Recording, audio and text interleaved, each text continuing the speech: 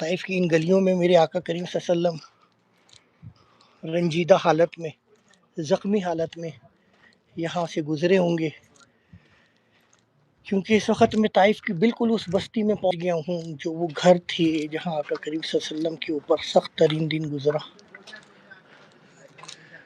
آج سے 1400 سال پرانے یہ گھر آج بھی موجود ہے۔ اس گھر میں کون رہتے تھے، اس گھر کے مکین کون تھے؟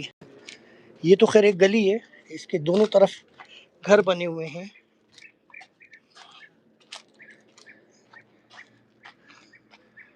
یہ دیکھیں،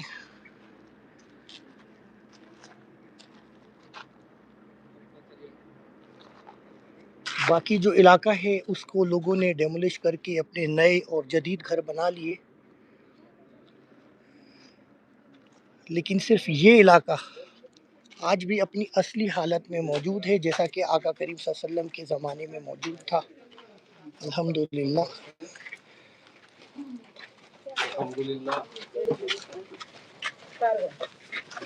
بہت کم لوگ اس مقام تک آ پاتے ہیں، جو لوگ طائف کی زیارات پہ آتے ہیں وہ بھی یہاں تک نہیں آ پاتے۔ بسم اللہ الرحمن الرحیم۔ یہ دیکھیں اس گھر کے اندر کی یہ بناوٹ، جس میں اب کوئی نہیں رہتا، لیکن 1400 سال پہلے یہاں لوگ آباد تھے۔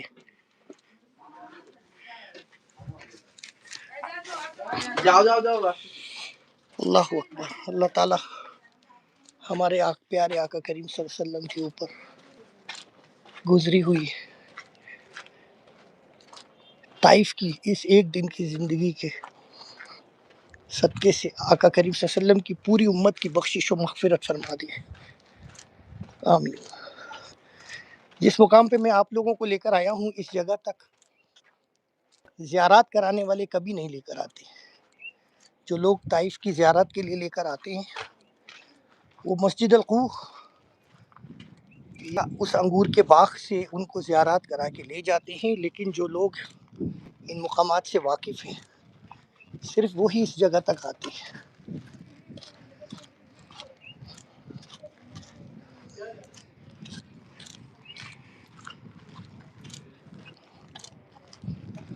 آج سے 1400 سال پرانی دیواریں کس طریقے کی بناوٹ رکھتی تھیں، اس بناوٹ کو دیکھ کے آپ کو اندازہ ہوگا۔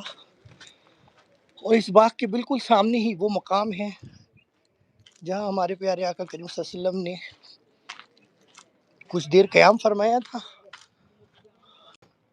اور نماز ادا فرمائی تھی۔ آج اس جگہ پر مسجد القوح کے نام سے ایک مسجد بنی ہوئی ہے، اور یہ وہ باغ ہے، کھجوروں کا وہ انگوروں کا وہ باغ۔ اماں جی، اماں تھوڑا ہم کو تھوڑا سا اسی باغ کے کسی مقام پہ آقا کریم صلی اللہ علیہ وسلم طائف کی اس سخت ترین دن تشریف فرما تھے، اور ایک یہودی نے اپنے غلام کے ہاتھ کھجوروں کا گوشہ بھیجا تھا۔ جس جگہ پہ آقا کریم صلی اللہ علیہ وسلم تشریف فرما تھے اس جگہ کی تو نشاندہی نہیں ہے، لیکن وہ غلام جو کہ کھجور لے کر آئے، انگوروں کا خوشہ لے کر آئے تھے، وہ اسی وقت مشرف اسلام ہوئے، اور جس جگہ وہ نماز پڑھتے تھے آج اس جگہ پہ بالکل ایک مسجد بنی ہوئی ہے۔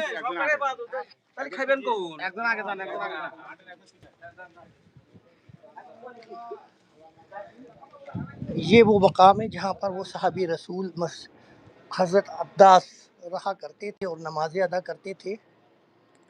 جس جگہ پر وہ رہتے تھے اسی جگہ پہ بعد میں یہ مسجد عباس بنا دی گئی۔ اس جگہ پر حضرت عباس صحابی رسول صلی اللہ علیہ وسلم کا حجرہ یا خیمہ، کیونکہ وہ ایک یہودی کے غلام تھے، ان کی رہائش گاہ تھی، اسی مقام پہ وہ نماز پڑھتے تھے۔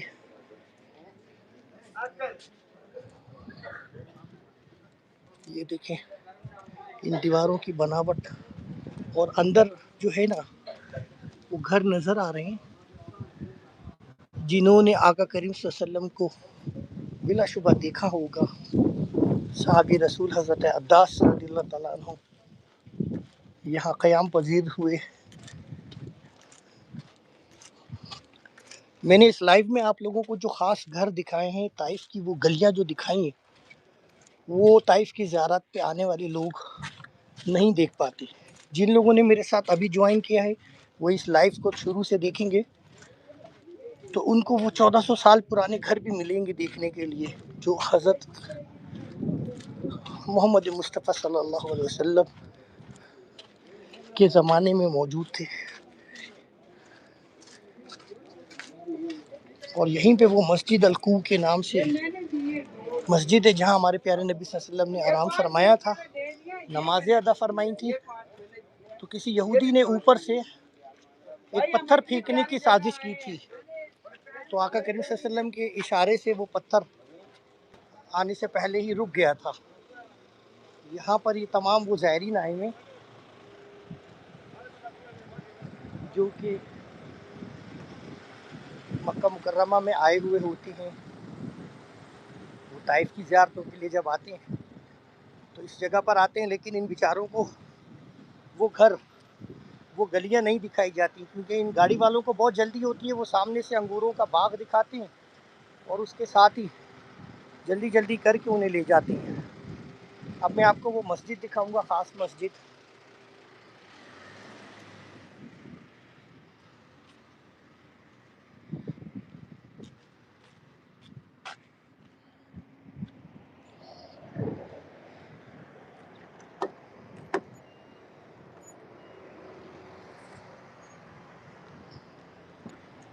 مدنیہ تھوڑی سی گاڑی آگے کروا لینا. جو سامنے ایک خاص مسجد نظر آ رہی ہے، اس کے رینوویشن کا کام چل رہا ہے. میں آپ لوگوں کو کوشش کر کے اس کے قریب تک لے کر چلتا ہوں.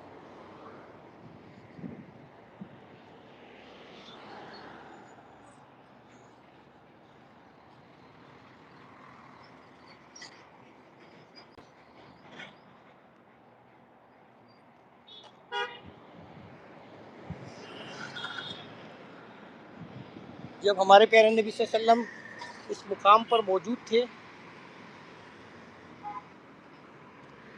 جب آقا کریم صلی اللہ علیہ وسلم اس مقام پر موجود تھے انگوروں کے اس باغ میں، تو پھر وہاں سے ہمارے پیارے نبی صلی اللہ علیہ وسلم اس مقام پر تشریف لائے جس کا نام مسجد الکوع ہے.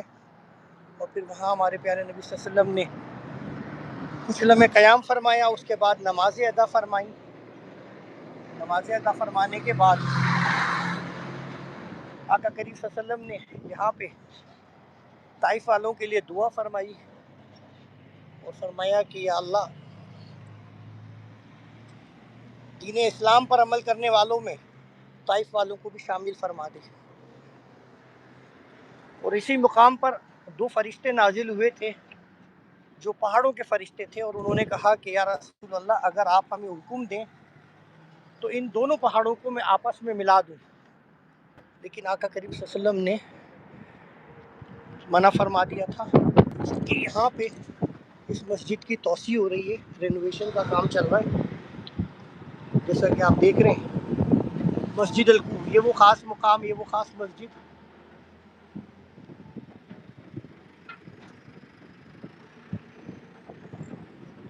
جہاں پہ ہمارے پیارے نبی صلی اللہ علیہ وسلم نے طائف کا سخت ترین دن گزارا تھا. اور یہیں پر وہ پتھر بھی تھا جو کہ اوپر سے آ رہا تھا، تو آقا کریم صلی اللہ علیہ وسلم نے اپنے ہاتھ کے اشارے سے اس کو روک دیا تھا. مسجد کی رینوویشن کی وجہ سے اس میں انٹرنس کا راستہ سارا بند ہے، نہیں تو میں آپ کو اس مسجد کے اندر سے بھی زیارت کرواتا. اور ایک بار میں نے اس مسجد کے اندر سے لائیو بھی کری تھی اپنے فیس بک پہ، اور اسی کے اوپر یوٹیوب کے چینل کے اوپر میری ایک ویڈیو بھی پوری اپلوڈ ہوئی ہے الحمدللہ.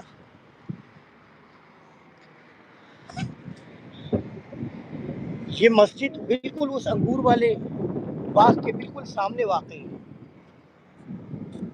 میں کوشش کر کے آپ لوگوں کو یہاں کے اندر کا ویو دکھاتا ہوں تاکہ آپ لوگ اس مسجد کو اندر سے دیکھ سکیں گے.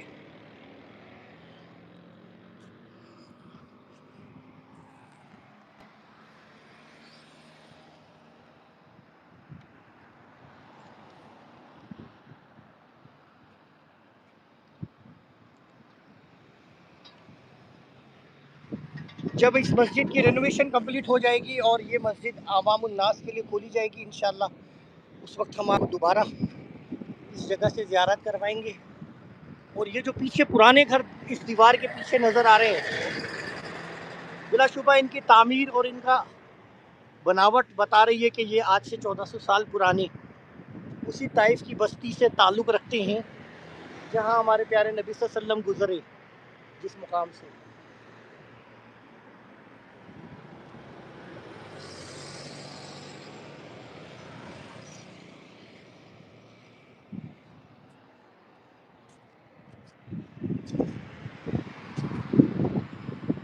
اس مسجد کی جو ہے بناوٹ کو کافی مختلف کر دیا گیا ہے، کیونکہ پہلے جب میں اس مسجد کے اندر گیا تھا تو اس کی بناوٹ اکثر مختلف تھی، اس طریقے کی نہیں تھی جیسے کہ ابھی ہمیں نظر آ رہی ہے۔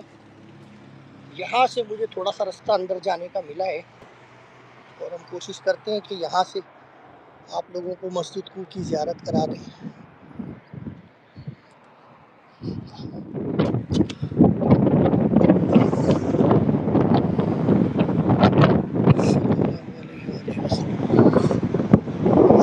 السلام علیکم یا سیدی یا رسول اللہ وعلی آلک و اصحابک یا حبیب اللہ۔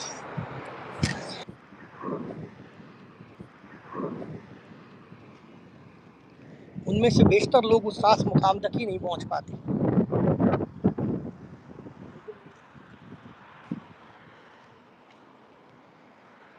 کسی بھائی کی گاڑی کی چابی یہاں رہ گئی ہے،